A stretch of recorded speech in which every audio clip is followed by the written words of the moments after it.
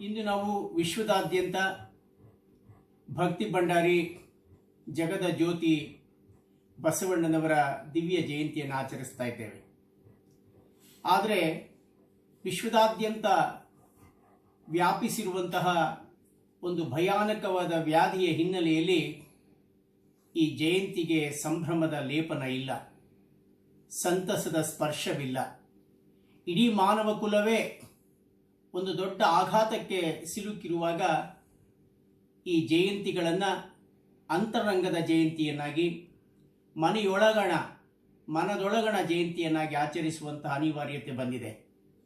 ಬಸವಣ್ಣನ ಮೂಲ ಆಶಯವೂ ಸಹ ಲೋಕ ಕಲ್ಯಾಣವೇ ಆಗಿತ್ತು. ಬಸವಣ್ಣನವರು 12ನೇ ಶತಮಾನದ ಆ ಕಾಲಘಟ್ಟದಲ್ಲಿ ಜನ್ಮ ತಾಳಿದ್ದು ಮನುಕುಲದ ಉದ್ಧಾರಕ್ಕಾಗಿ, ದಲಿತರ ಉದ್ಧಾರಕ್ಕಾಗಿ, ಸ್ತ್ರೀ ಸಮಾನತೆಯ ಘೋಷಣೆ ಮಾಡಲಿಕ್ಕಾಗಿ, ಜಾತ್ಯತೀತ ಸಮಾಜದ ಸೃಷ್ಟಿಗಾಗಿ, ವೈಚಾರಿಕ ಚಿಂತನೆಯ ಹೊಸ ವಿಚಾರಧಾರೆಯನ್ನು ಸೃಷ್ಟಿ ಮಾಡಲಿಕ್ಕಾಗಿ ಬಸವಣ್ಣ ಹುಟ್ಟಿ ಬಂದ ಈ ಧರೆಗೆ. ಅಲ್ಲಮ ಪ್ರಭುಗಳು ತಮ್ಮ ವಚನದಲ್ಲಿ ಸುಂದರವಾಗಿ ಬಸವಣ್ಣನ ವ್ಯಕ್ತಿತ್ವವನ್ನು ವರ್ಣಿಸ್ತಾರೆ. ಕಲ್ಯಾಣವೆಂಬ ಪ್ರಣತೆಯಲ್ಲಿ ಭಕ್ತಿರಸವೆಂಬ ತೈಲವನೆರೆದು, ಆಚಾರವೆಂಬ ಬತ್ತಿಯಲ್ಲಿ ಬಸವಣ್ಣನೆಂಬ ಜ್ಯೋತಿಯ ಮುಟ್ಟಿಸಲು ತೊಳಗಿ ಬೆಳಗುತ್ತಿತ್ತಯ್ಯ ಶಿವನ ಪ್ರಕಾಶ. ಆ ಬೆಳಗಿನೊಳಗೆ ಒಪ್ಪುತ್ತಿದ್ದರಯ್ಯ ಅಸಂಖ್ಯಾತ ಭಕ್ತ ಗಣಗಳು. ಶಿವಭಕ್ತರಿದ್ದ ಕ್ಷೇತ್ರವೇ ಅವಿಮುಕ್ತ ಕ್ಷೇತ್ರವೆಂಬುದು ಹುಸಿಯೇ. ಶಿವಭಕ್ತರಿದ್ದ ದೇಶ ಪಾವನವೆಂಬುದು ಹುಸಿಯೇ. ಗುಹೇಶ್ವರ ಲಿಂಗದಲ್ಲಿ ಎನ್ನ ಪರಮಾರಾಧ್ಯ ಸಂಗನ ಬಸವಣ್ಣನ ಕಂಡು ಬದುಕಿದನು ಕಾಣ ಸಿದ್ದರಾಮಯ್ಯ. ಅಲ್ಲಮ ಪ್ರಭುಗಳು ಮಹಾಜ್ಞಾನಿಗಳು. ಬಸವಾದಿ ಶರಣರ ಸಮೂಹದಲ್ಲಿ ತಮ್ಮ ಅನನ್ಯವಾದಂತಹ ಜ್ಞಾನದ ಪ್ರಖರ ಪ್ರತಿಭೆಯಿಂದ ಶರಣ ಸಮೂಹಕ್ಕೆ ಜ್ಞಾನದ ಜ್ಯೋತಿಯನ್ನು ನೀಡಿದಂಥವರು. ಅಂತಹ ಅಲ್ಲಮ ಪ್ರಭುಗಳು ಬಸವಣ್ಣನನ್ನು ಎಷ್ಟು ಮುಕ್ತವಾಗಿ, ಹೃತ್ಪೂರ್ವಕವಾಗಿ ಕೊಂಡಾಡ್ತಾ ಇದ್ದಾರೆ. ಅವರ ದೃಷ್ಟಿಯಲ್ಲಿ ಕಲ್ಯಾಣವೇ ಪ್ರಣತೆಯಾಗಿದೆ, ಭಕ್ತಿರಸವೇ ತೈಲವಾಗಿದೆ, ಆಚಾರವೇ ಬತ್ತಿಯಾಗಿದೆ, ಬಸವಣ್ಣನೇ ಜ್ಯೋತಿಯಾಗಿದ್ದಾನೆ. ಅದಕ್ಕಾಗಿ ಬಸವಣ್ಣನವರನ್ನ ಜಗದ ಜ್ಯೋತಿ ಅಂತ ಹೇಳ್ತೇವೆ, ವಿಶ್ವದ ಜ್ಯೋತಿ ಅಂತ ಹೇಳ್ತೇವೆ. ಅಂತಹ ಬಸವಣ್ಣನೆಂಬ ಜ್ಯೋತಿಯ ಮುಟ್ಟಿಸಲು ಏನಾಯಿತು? ತೊಳಗಿ ಬೆಳಗುತ್ತಿತ್ತು ಶಿವನ ಪ್ರಕಾಶ. ಇಂತಹ ಸುಂದರವಾದಂತಹ, ಸಮಗ್ರವಾದಂತಹ ಬಸವಣ್ಣನ ವ್ಯಕ್ತಿತ್ವವನ್ನು ವರ್ಣಿಸ್ತಕ್ಕಂಥ ಅಲ್ಲಮ ಪ್ರಭುಗಳ ವಚನ ಅನನ್ಯವಾದಂತಹದ್ದು. ಬಸವಣ್ಣನವರು ಮಾಡ ಹೊರಟಂತಹ, ಅವರು ಕಲ್ಪನೆ ಮಾಡಿಕೊಂಡಂತಹ ಒಂದು ಸಮಾಜ ಎಂತಹ ಸಮಾಜ? ಯಾವುದನ್ನು ಮಹಾತ್ಮ ಗಾಂಧೀಜಿಯವರು ಗ್ರಾಮ ಸ್ವರಾಜ್ಯ ಅಂತ ಹೇಳಿದ್ರು, ರಾಮರಾಜ್ಯ ಅಂತ ಹೇಳಿದ್ರು, ಅಂತಹ ಒಂದು ಸಮಗ್ರ ಸಮಾನತೆಯ ಸುಂದರ ಸಮಾಜವನ್ನು ಸೃಷ್ಟಿ ಮಾಡಲಿಕ್ಕೆ ಹೊರಟಂಥವರು ಬಸವಣ್ಣನವರು ಮೊದಲಿಗೆ ತಮ್ಮ ಅಂತರಂಗ ಶುದ್ಧಿಯನ್ನು ಮಾಡಿಕೊಳ್ತಾರೆ. ತಮ್ಮ ನಡೆ, ನುಡಿ, ನಂಬಿಕೆಗಳಲ್ಲಿ ಸಮನ್ವಯವನ್ನು ಸಾಧಿಸಿಕೊಳ್ತಾರೆ. ಬಸವಣ್ಣನವರ ಬಸವಾದಿ ಶರಣರ ವಿಚಾರಧಾರೆಗಳನ್ನು ಅರ್ಥ ಮಾಡಿಕೊಳ್ಳಬೇಕಾದ್ರೆ ವಚನಗಳೇ ನಮಗೆ ಮೂಲ ಆಕಾರ ಸಾಹಿತ್ಯವಾಗುತ್ತೆ. ಬಸವಣ್ಣನವರು ಹೇಳ್ತಾರೆ, ನುಡಿದಡೆ ಮುತ್ತಿನ ಹಾರದಂತಿರಬೇಕು, ನುಡಿದಡೆ ಮಾಣಿಕ್ಯದ ದೀಪ್ತಿಯಂತಿರಬೇಕು, ನುಡಿದಡೆ ಸ್ಫಟಿಕದ ಸಲಾಕೆ ಅಂತಿರಬೇಕು. ನೋಡಿ, ಸ್ಫಟಿಕದ ಸಲಾಕೆ. ನುಡಿದಡೆ ಲಿಂಗ ಮೆಚ್ಚಿ ಅಹುದಹುದೆನ್ನಬೇಕು ಅನ್ನುವ ಆ ವಚನದ ಮೂಲಕ ನನ್ನ ನಡೆ ಮತ್ತು ನುಡಿ ಬೇರೆ ಅಲ್ಲ, ಭಕ್ತಿ ಶುಭಾಶಯ ನುಡಿವೆ. ಎಂತಹ ಒಂದು ಸವಾಲನ್ನು ಬಸವಣ್ಣನವರು ಭಗವಂತನಿಗೆ ಸವಾಲನ್ನು ಹಾಕ್ತಾರೆ. ನೋಡು, ಒಂದು ಜವೆ ಕೊರತೆಯಾದರೆ ನನ್ನನ್ನು ಅದ್ದಿ ಹೋಗು, ನೀನು ಎದ್ದು ಹೋಗು ಅನ್ನುವಂಥ ಮಾತನ್ನು ಹೇಳ್ತಾರೆ. ಅಂದರೆ ಅಂತಹ ನಡೆನುಡಿಯಲ್ಲಿನ ನಂಬಿಕೆಯ ಆ ಬದ್ಧತೆಯನ್ನು ನಾವು ಬಸವಣ್ಣನವರಲ್ಲಿ ಕಾಣ್ತೇವೆ. ಬಸವಣ್ಣನವರ ವಿಚಾರಧಾರೆಗೆ ಒಂದು ವೇದಿಕೆಯಾದದ್ದು ಅನುಭವ ಮಂಟಪ. ಬಹುಶಃ ಇಡೀ ವಿಶ್ವದ ಪ್ರಪ್ರಥಮ ಪ್ರಜಾಸತ್ತೆಯ ಪಾರ್ಲಿಮೆಂಟನ್ನು ನಾವು ಅನುಭವ ಮಂಟಪನ ಹೋಲಿಸ್ಬೋದು. ಅನುಭವ ಮಂಟಪವೇ ಪ್ರಥಮ ಪಾರ್ಲಿಮೆಂಟ್ ಅನ್ನುವಂಥ ವ್ಯಾಖ್ಯಾನವನ್ನು ಮಹಾಜ್ಞಾನಿಗಳು ಮತ್ತು ವಿದ್ವಾಂಸರು ಹೇಳ್ತಾರೆ. ಬಸವಣ್ಣನ ದೃಷ್ಟಿಯಲ್ಲಿ ಹೇಗಿರಬೇಕು ಒಬ್ಬ ಮನುಷ್ಯ?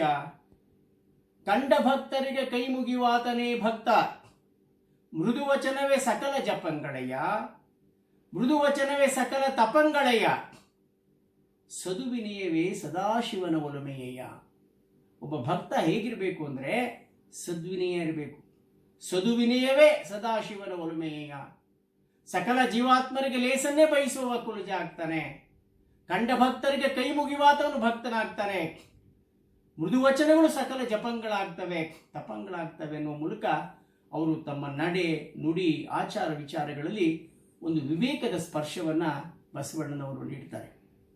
ಅವರ ಇಡೀ ವಚನ ಸಾಹಿತ್ಯದ, ಅವರ ಇಡೀ ಸಮಗ್ರ ಕ್ರಾಂತಿಯ ಮೂಲ ಜೀವದ್ರವ್ಯವಾದದ್ದು, ಮೂಲ ಆಶಯ ವಚನ ಅಂದರೆ ಕಳಬೇಡ ಕೊಲ್ಲಬೇಡ, ಹುಸಿಯ ನುಡಿಯಲು ಬೇಡ, ಮುನಿಯಬೇಡ, ಅನ್ಯರ ಕಂಡರೆ ಅಸಹ್ಯ ಪಡಬೇಡ, ತನ್ನ ಬಣ್ಣಿಸಬೇಡ, ಇದಿರ ಅಳಿಯಲು ಬೇಡ, ಇದೇ ಅಂತರಂಗ ಶುದ್ಧಿ, ಇದೇ ಬಹಿರಂಗ ಶುದ್ಧಿ.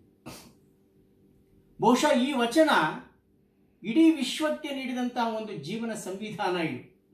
ಇದೊಂದು ನೀತಿ ಸಂಹಿತೆ, ಇದೊಂದು ಬದುಕಿನ ಸಂವಿಧಾನ. ಇಡೀ ಮಾನವ ಕುಲ ಯಾವ ಸೂತ್ರಗಳನ್ನು ಸರ್ವಕಾಲದಲ್ಲಿಯೂ ಯಾವುದೇ ಭೌಗೋಳಿಕ ವ್ಯಾಪ್ತಿಯ ಸೀಮಿತತೆ ಇಲ್ಲದೆ, ಯಾವುದೇ ಧರ್ಮ ಪಂಥಗಳ ಸೀಮಿತತೆ ಇಲ್ಲದೆ, ಇಡೀ ಮಾನವ ಕುಲ ಸದಾಕಾಲ ಅನುಸರಿಸಬೇಕಾದ ಸಪ್ತ ಮಹಾಸೂತ್ರಗಳನ್ನು ವಿಶ್ವಕ್ಕೆ ನೀಡಿದಂತಹ ಒಬ್ಬ ಮಹಾಶ್ರೇಷ್ಠ ವಿಚಾರವಾದಿ ಬಸವಣ್ಣನವರು.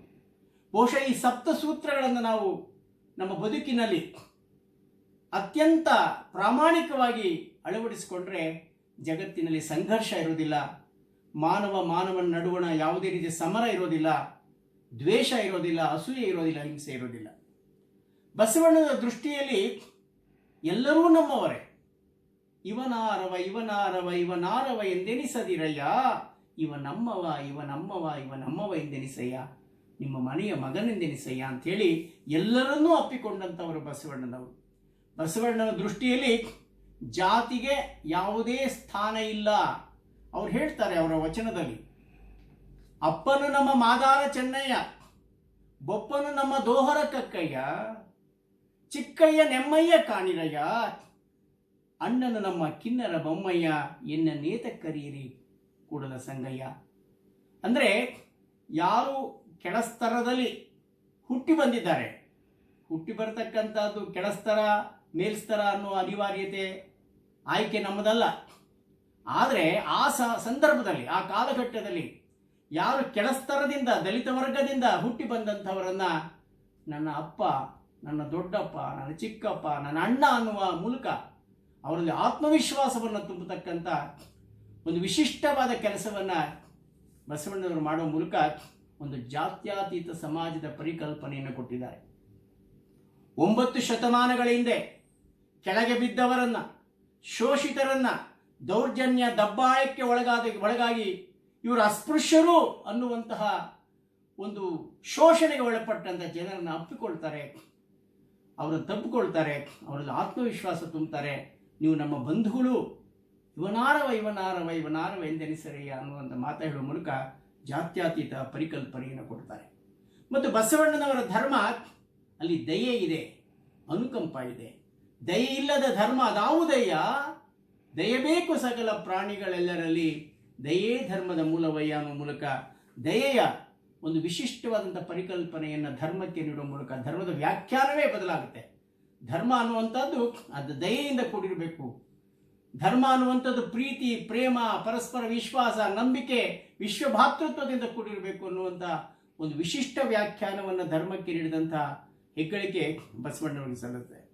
ಬಸವಣ್ಣವರು ಪ್ರತಿಪಾದನೆ ಮಾಡಿದಂತಹ ಬಹುಮುಖ್ಯವಾದ ತತ್ವಗಳು ಕಾಯಕ ಸಿದ್ಧಾಂತ, ದಾಸೋಹ ಸಿದ್ಧಾಂತ. ಕಾಯಕ ಹೇಗಿರಬೇಕು? ಸತ್ಯಶುದ್ಧವಾಗಿರಬೇಕು. ಪಾಪಿಯ ಧನ ಪ್ರಾಯಶ್ಚಿತ್ತಕ್ಕಲ್ಲದೆ ಸತ್ಪಾತ್ರಕ್ಕೆ ಸಲ್ಲದೆಯೇ ಅನ್ನೋ ಮೂಲಕ ಸತ್ಯಶುದ್ಧವಾದ ಬೆವರಿನ ಸಂಸ್ಕೃತಿಯನ್ನು ಪ್ರತಿಪಾದನೆ ಮಾಡಿದಂಥವರು ಶರಣರು. ಶ್ರಮ ಸಂಸ್ಕೃತಿಯನ್ನು ಪ್ರತಿಪಾದನೆ ಮಾಡಿದಂಥವ್ರು ಬಸವಣ್ಣನವರು. ಆದರೆ ಎಲ್ಲಿಯೂ ಶರಣ ಸಂಸ್ಕೃತಿಯಲ್ಲಿ ಸೋಮಾರಿಗಳಿಗೆ ಸ್ಥಾನ ಇಲ್ಲ. ಕಾಯಕ ಪ್ರಧಾನವಾದಂಥ ಸಮಾಜವನ್ನು ಪ್ರತಿಪಾದನೆ ಮಾಡಿದ್ರು. ಕಾಯಕವೇ ಕೈಲಾಸ ಅನ್ನುವಂಥ ಪರಿಕಲ್ಪನೆಯನ್ನು ಕೊಟ್ಟಂಥವರು ಬಸವಣ್ಣನವರು. ಆಯ್ದಕ್ಕಿ ಮಾರಯ್ಯ ತನ್ನ ವಚನದಲ್ಲಿ ಏನು ಹೇಳ್ತಾನೆ, ಕಾಯಕವೇ ಕೈಲಾಸ, ಆ ವಚನಕ್ಕೆ ಪೂರಕವಾದಂತಹ ಒಂದು ಸ್ಫೂರ್ತಿ ಚೈತನ್ಯ ನೀಡಿದಂಥವರು ಬಸವಣ್ಣನವರು. ಹಾಗೆ ದಾಸೋಹ ಹೇಗೆ? ಕಾಗೆಯೊಂದವುಳ ಕಂಡರೆ ಕರೆಯದೆ ತನ್ನ ಕುಲವಲ್ಲವ, ಕೋಳಿ ಒಂದು ಕುಟುಕ ಕಂಡರೆ ಕರೆಯದೆ ತನ್ನ ಬಳಗವೆಲ್ಲವ ಅನ್ನುವಂತಹ ವಚನದ ಮೂಲಕ ಬಸವಣ್ಣನವರು ಪ್ರತಿಪಾದನೆ ಮಾಡ್ತಾರೆ ದಾಸೋಹ ಸಿದ್ಧಾಂತವನ್ನ. ಮನುಷ್ಯ ತನಗೆ ಎಷ್ಟು ಬೇಕೋ ಅಷ್ಟನ್ನು ಇಟ್ಟುಕೊಂಡು ಮಿಕ್ಕಿದ್ದನ್ನು ಸಮಾಜಕ್ಕೆ ಕೊಡಬೇಕು. ಸಮಾಜಕ್ಕೆ ಹೇಗೆ ಕೊಡಬೇಕು? ಅದು ದಾನ ಸಂಸ್ಕೃತಿ ಅಲ್ಲ, ಅದು ದಾಸೋಹ ಸಂಸ್ಕೃತಿ.